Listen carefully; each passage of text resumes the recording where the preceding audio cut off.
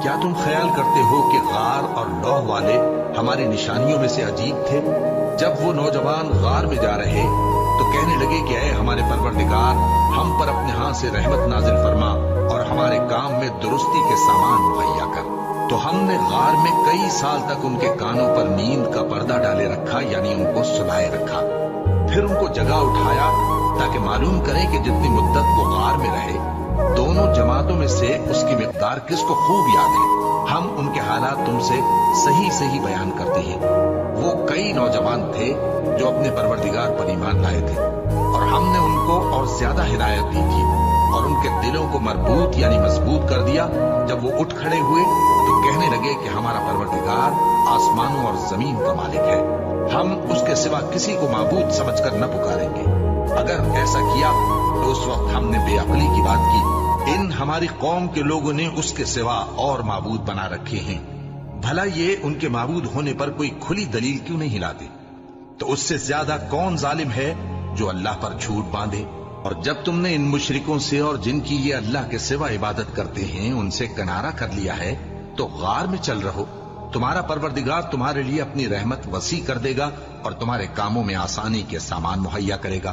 اور جب سورج نکلے تو تم دیکھو کہ دھوپ ان کے غار سے داہنی طرف سمٹ جائے، اور جب غروب ہو تو ان سے بائیں طرف کترا جائے، اور وہ اس غار کے کشادہ حصے میں تھے۔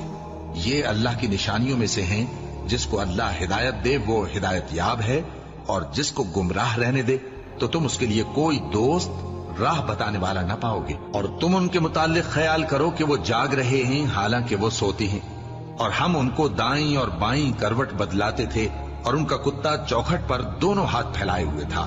اگر تم ان کو جھانک کر دیکھتے تو پیٹ پھیر کر بھاگ جاتے اور ان سے دہشت میں آ جاتے۔ اور اسی طرح ہم نے ان کو اٹھایا تاکہ آپس میں ایک دوسرے سے دریافت کریں۔ ایک کہنے والے نے کہا کہ تم یہاں کتنی مدت رہے؟ انہوں نے کہا کہ 1 دن یا اس سے بھی کم۔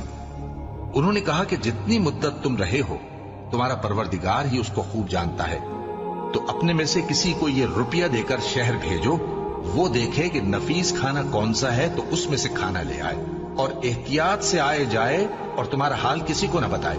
اگر وہ تم پر دسترس پا لیں گے تو تمہیں سنسار کر دیں گے یا پھر اپنے مذہب میں داخل کر لیں گے، اور اس وقت تم کبھی فلاح نہیں پاؤ گے۔ اور اسی طرح ہم نے لوگوں کو ان کے حال سے خبردار کر دیا تاکہ وہ جانیں کہ اللہ کا وعدہ سچا ہے، اور یہ کہ قیامت جس کا وعدہ کیا جاتا ہے اس میں کچھ شک نہیں۔ اس وقت لوگ ان کے بارے میں باہم جھگڑنے لگے اور کہنے لگے کہ ان کے غار پر عمارت بنا دو۔ ان کا پروردگار ان کے حال سے خوب واقف ہے۔ جو لوگ ان کے معاملے میں غلبہ رکھتے تھے وہ کہنے لگے کہ ہم ان کے غار پر مسجد بنائیں گے۔ بعض لوگ اٹکل پچو کہیں گے کہ وہ 3 تھے اور چوتھا ان کا کتا تھا، اور بعض کہیں گے کہ وہ 5 تھے اور چھٹا ان کا کتا تھا، اور بعض کہیں گے کہ وہ 7 تھے اور 8واں ان کا کتا تھا۔ کہہ دو کہ میرا پروردگار ہی ان کے شمار سے خوب واقف ہے، ان کو جانتے بھی ہیں تو تھوڑے ہی لوگ جانتے ہیں۔ تو تم ان کے معاملے میں بحث نہ کرنا مگر سرسری سی بحث، اور نہ ان کے بارے میں ان میں سے کسی سے کچھ دریافت ہی کرنا، اور کسی کام کی نسبت نہ کہنا کہ میں اسے کل کر دوں گا، مگر انشاءاللہ کہہ کر، یعنی اگر اللہ چاہے تو کر دوں گا۔ اور جب اللہ کا نام لینا بھول جاؤ تو یاد آنے پر لے لو، اور کہہ دو کہ امید ہے کہ میرا پروردگار مجھے اس سے بھی زیادہ ہدایت کی باتیں بتائے۔